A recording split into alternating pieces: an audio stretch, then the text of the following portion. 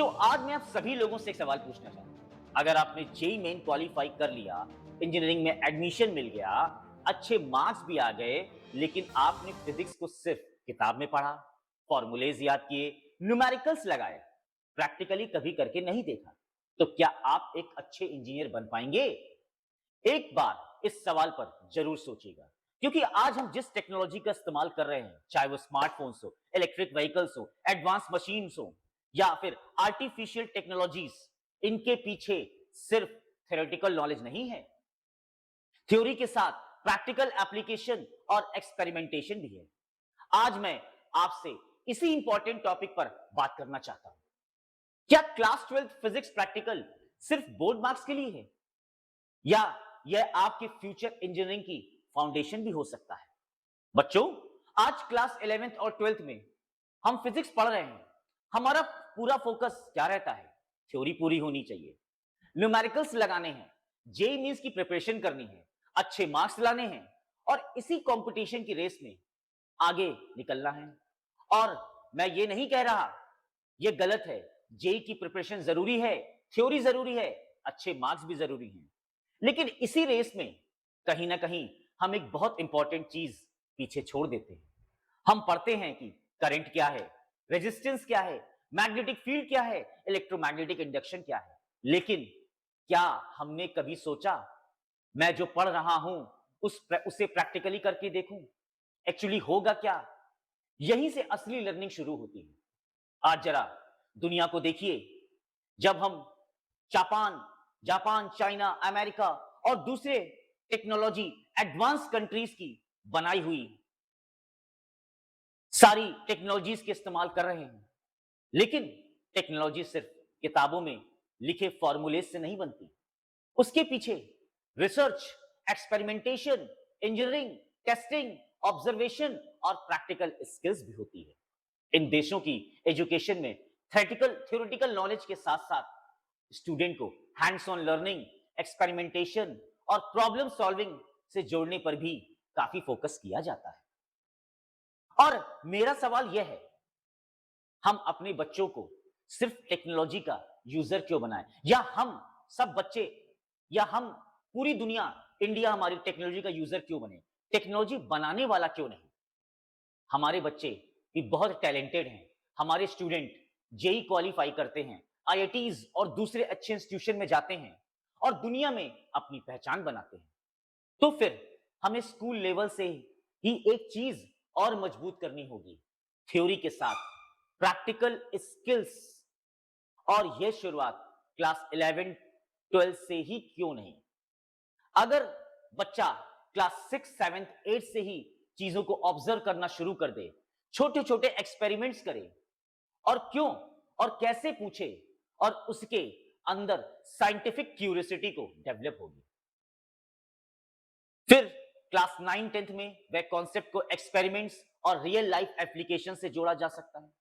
और जब वह क्लास 11 12th में पहुंचेगा, तो फिजिक्स प्रैक्टिकल उसके लिए सिर्फ रिकॉर्ड कंप्लीट करने या मार्क्स लेने की फॉर्मेलिटी नहीं होगी।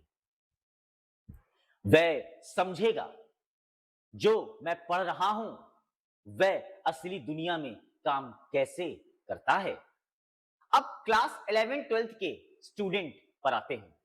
मान लीजिए आपने जेई मेन क्वालिफाई कर लिया और आप इंजीनियरिंग में चले गए, लेकिन इंजीनियरिंग में आपको सिर्फ फॉर्मूला देखकर आंसर नहीं निकालना होगा।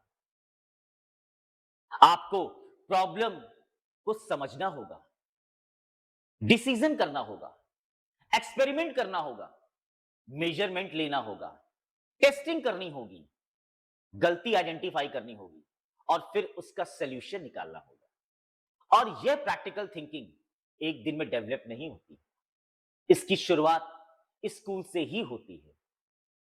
इसलिए क्लास 12 फिजिक्स प्रैक्टिकल को सिर्फ यह सोचकर मत पढ़िए कि सर मार्क्स दे देंगे, प्रैक्टिकल हो जाएगा। मार्क्स जरूर लीजिए, लेकिन साथ में स्किल भी लीजिए। जब कोई एक्सपेरिमेंट कराया जाता है, आपके टीचर्स कराते हैं, तो पूछिए ये इंस्ट्रूमेंट क्यों है, ऐसा क्यों है, ये रीडिंग क्यों आ रही है, अगर हम ये क्वांटिटी बदल दें तो क्या होगा? इस एक्सपेरिमेंट का रियल लाइफ एप्लीकेशन क्या है? सही सवाल आपको सिर्फ एक मार्क्स ओरिएंटेड स्टूडेंट नहीं रहने देंगे। आपके अंदर साइंटिफिक थिंकिंग और प्रॉब्लम सॉल्विंग एबिलिटी डेवलप करेंगे। और बच्चों, एक बात और, हमारे देश को सिर्फ अच्छे मार्क्स लाने वाले स्टूडेंट की जरूरत नहीं है। हमें ऐसे स्टूडेंट्स चाहिए जो आगे चलकर नई टेक्नोलॉजी डेवलप करें, नई मशीन्स बनाएं, नई चीजें डिजाइन करें, प्रॉब्लम सॉल्व करें और इनोवेशन करें। हम दुनिया की टेक्नोलॉजी का इस्तेमाल तो कर रहे हैं, लेकिन हमें ऐसी टेक्नोलॉजी खुद बनानी भी है। और इसकी शुरुआत किसी बड़ी लेबोरेटरी से नहीं होती है। यह ध्यान रखिए, इसकी शुरुआत हमारे स्कूल से ही होती है, उस स्कूल की छोटी लेबोरेटरी से ही होती है। इसलिए मेरी आपसे एक छोटी सी रिक्वेस्ट है, अगर आप क्लास 6th 8th में हैं तो क्यूरियोसिटी डेवलप कीजिए। अगर 9th 10th में हैं, एक्सपेरिमेंट्स और एप्लीकेशन को समझिए। अगर 11th 12th में हैं तो प्रैक्टिकल को सिर्फ मार्क्स के लिए मत कीजिए, उसे सीखिए, उसे सीखिए। और हां, जे की तैयारी जरूर कीजिए, जे की तैयारी जरूर कीजिए, बोर्ड की तैयारी जरूर कीजिए, अच्छे मार्क्स जरूर लाइए। लेकिन फिर वही थ्योरेटिकल नॉलेज के साथ प्रैक्टिकल स्किल्स भी डेवलप कीजिए, क्योंकि हमारा लक्ष्य सिर्फ यह नहीं होना चाहिए कि मैंने एग्जाम क्वालिफाई कर लिया, अब मैं एक इंजीनियर बन गया। मैंने जो सीखा उसे समझना भी सीखा मैंने, और उसे इस्तेमाल करना भी सीखा।